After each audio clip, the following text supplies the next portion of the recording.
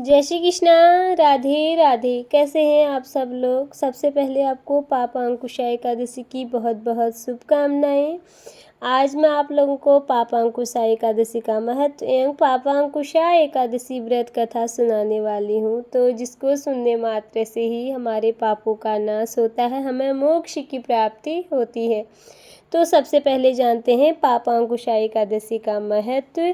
एक बार अर्जुन कहने लगे भगवान श्री कृष्ण से, हे जगदीश्वर, मैंने असिवन कृष्ण एकादशी अर्थात इंदिरा एकादशी का सविस्तार वर्णन सुना।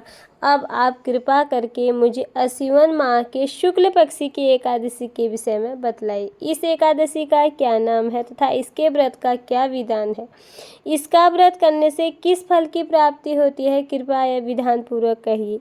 भगवान श्री कृष्ण ने कहा, हे कुंती नंदन, आश्विन माह के शुक्ल पक्ष की एकादशी का नाम पापांकुशा एकादशी है। इसका व्रत करने से सभी पाप नष्ट हो जाते हैं तथा व्रत करने वाला अक्षय पुण्य का भागी होता है।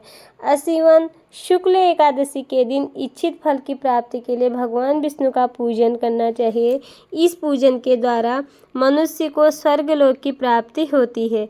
हे अर्जुन, जो मनुष्य कठिन तपस्याओं के द्वारा फल की प्राप्ति करते हैं वह फल इस एकादशी के दिन क्षीर सागर में शेषनाग पर शयन करने वाले भगवान विष्णु को नमस्कार कर देने से ही मिल जाता है और मनुष्य को यम के दुख नहीं भोगने पड़ते। मनुष्य को पापों से बचने का दृढ़ संकल्प करना चाहिए। भगवान विष्णु का ध्यान स्मरण किसी भी रूप में सुखदायक और पापनाशक है, परंतु पापांकुशा एकादशी के दिन प्रभु का स्मरण कीर्तन सभी कलेशों पापों का शमन कर देता है।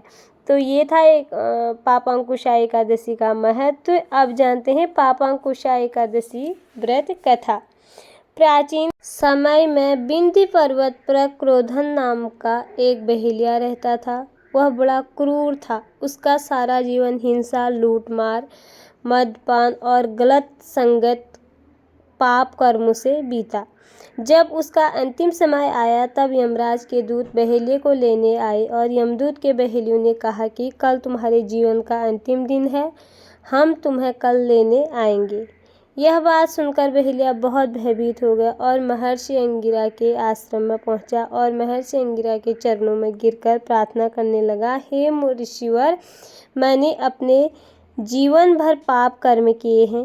कृपा कर मुझे कोई उपाय बताए जिससे मेरे सारे पाप मिट जाए और मोक्ष की प्राप्ति हो जाए। उसके निवेदन पर महर्षि अंगिरा ने उसे आश्विन शुक्ल पक्ष की पापांकुशा एकादशी का विधि पूर्वक व्रत करने को कहा। महर्षि अंगिरा के कहे अनुसार उस बहेलिये ने यह व्रत किया और किए गए सारे पापों से छुटकारा पा लिया और इस व्रत पूजन के बल से भगवान की कृपा से वह विष्णु लोक को गया। जब यमराज के यमदूत ने इस चमत्कार को देखा तो वह बहेलिया को बिना लिए ही यमलोक वापस लौट गई।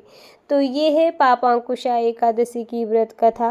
हमारे सभी पापों को दूर करने वाली और हमें मोक्ष प्रदान करने वाली, हमारे पापों का नाश करने वाली पापांकुशा एकादशी की व्रत कथा, जिसके सुनने मात्र से ही हमें मोक्ष प्रदान होता है और भगवान विष्णु की असीम अनुकंपा हम पे हमेशा बनी रहती है।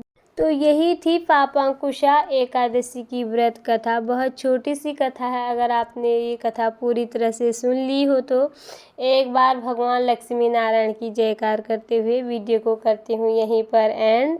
बोले लक्ष्मी नारायण भगवान की जय। हरे कृष्णा। राधे राधे।